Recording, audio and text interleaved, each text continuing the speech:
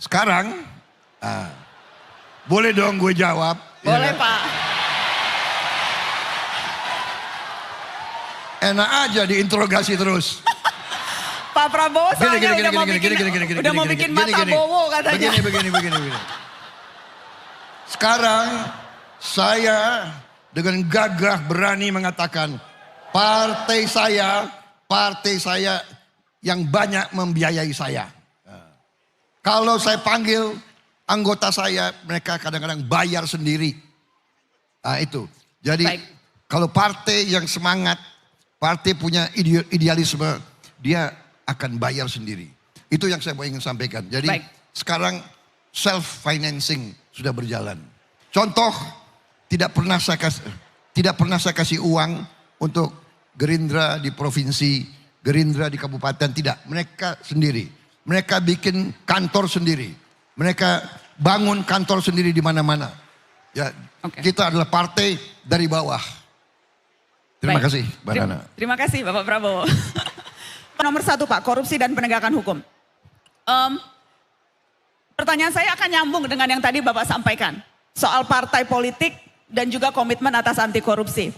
Kalau bicara soal itu Pak, faktanya sekarang ada 67 caleg DPR dan DPD yang merupakan mantan terpidana kasus korupsi.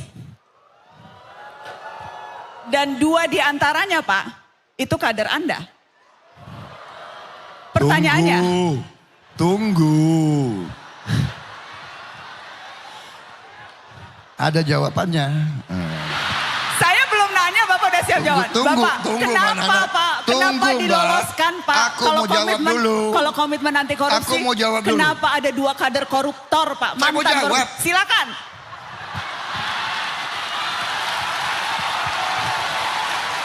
Dua calon itu sudah saya coret.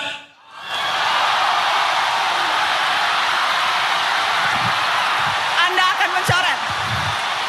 Sebentar, saya mau pastikan dulu. Saya mau pastikan. Sudah saya coret. Karena informasi ini belum dibuka ke publik. Anda katakan malam ini di mata Najwa 2 caleg itu akan Anda coret dari. Sudah saya coret. Sudah dicoret. Karena calon legislatif kita saya kira berapa belas ribu itu. Berapa belas ribu calon. Ya kadang-kadang verifikasinya lolos begitu ya. Tapi begitu Anda tahu mereka mantan narapidana. Coret. Baik.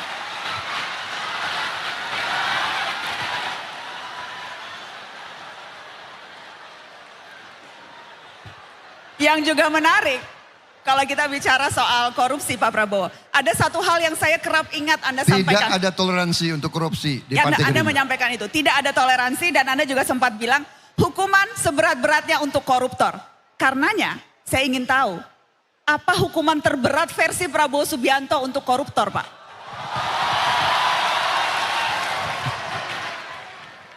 Jadi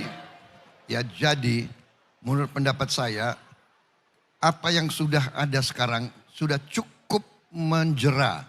Bayangkan orang yang korupsi ya disita hampir semua kekayaannya, dimiskinkan. Selain hukumannya cukup panjang. Ada yang berapa puluh tahun dan sebagainya. Saya kira asal kita laksanakan dengan benar, ini cukup jera. Saya tahu maksud beberapa orang. Maunya kan hukuman mati seperti di Tiongkok. Ya kan? Ternyata orang kalau nekat, ya nekat aja. Di Tiongkok sudah ada hukuman mati. Masih ada korupsi yang besar-besaran di sana. Jadi kalau menurut saya, cara mengatasi korupsi, kita harus mulai dengan sistemik. Sistemnya dibuat. Ya. Jadi contoh, ya sekarang pemerintah sudah naikin gaji 8%.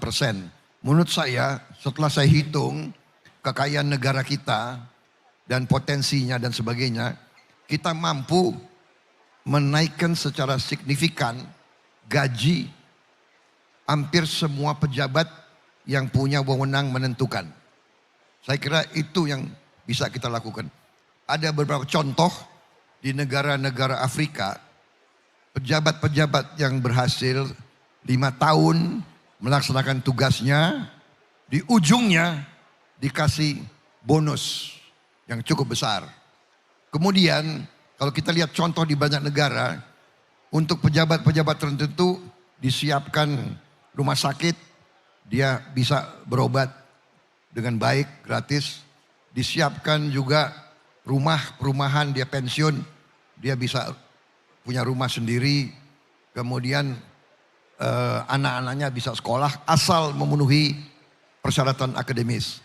Jadi istilahnya dibagi kompensasi dalam bentuk pelayanan in kind begitu. Nah, saya kira ini bisa banyak mengurangi korupsi.